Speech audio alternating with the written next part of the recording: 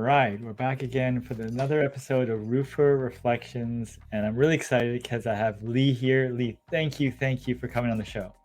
Thank you for having me. I'm excited to be here.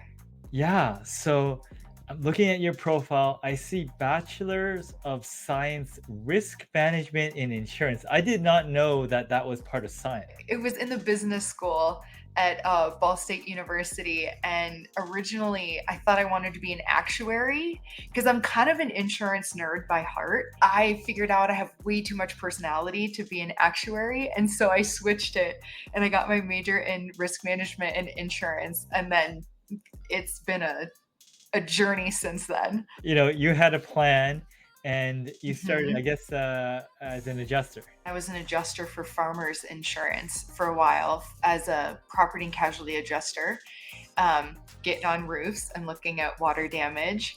And then from farmers, I worked at Travelers for a little bit, and then I went independent. So I traveled all around the US and handled catastrophe claims for a while. So I was an adjuster for about, I think, a little over 5 years before switching to the contractor side of things. Yeah. So how did that switch occur? Fun story. I was in Parker, Colorado on a wood shake roof looking at hail damage, and I stepped on a beehive, and it was like underneath the wood shake, and I fell from the second story to the first story. That kind of started my search for something different. So I had a fear of bees, and I didn't want to get on roofs anymore for a long time, but I still love the industry. But I had run into another contractor as an adjuster and really liked the way that they talked to homeowners. I thought they were very ethical, and I thought, you know what, maybe I'll try a different side of this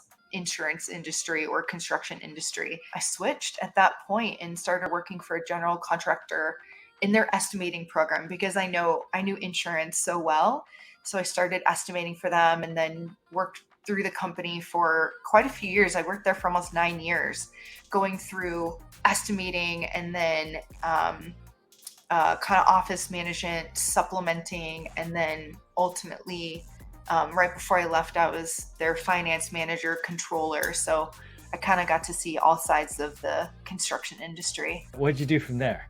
I left there because I wanted something different. I worked there for almost 9 years and kind of felt like I hit a glass ceiling, so to speak. So I actually left there and started working for John Kenny at Cotney Consulting Group on their kind of consulting side, and worked with him for about a year, and then left Cotney and started my own company. So was entrepreneurship a earlier plan or did it just happen?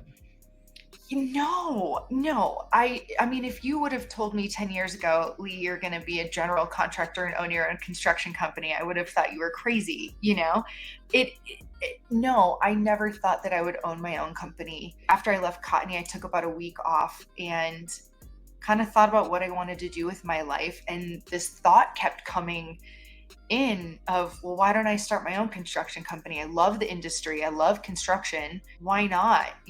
And so I did. I took the general contracting test and passed, which I thought was going to be the hardest part. And that is definitely not. It's more of the easier part of owning your own construction company.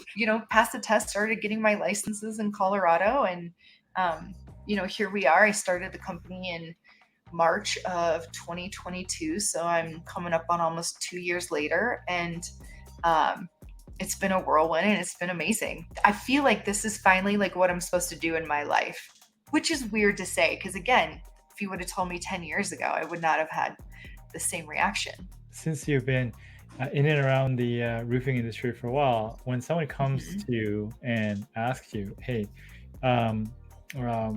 what do you think about the roofing industry, or how should I approach getting in? What type of things do you tell them?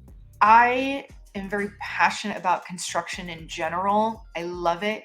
I very much love the roofing industry. I've been around, for a long time. And I would say that it is an amazing industry that most people just fall into.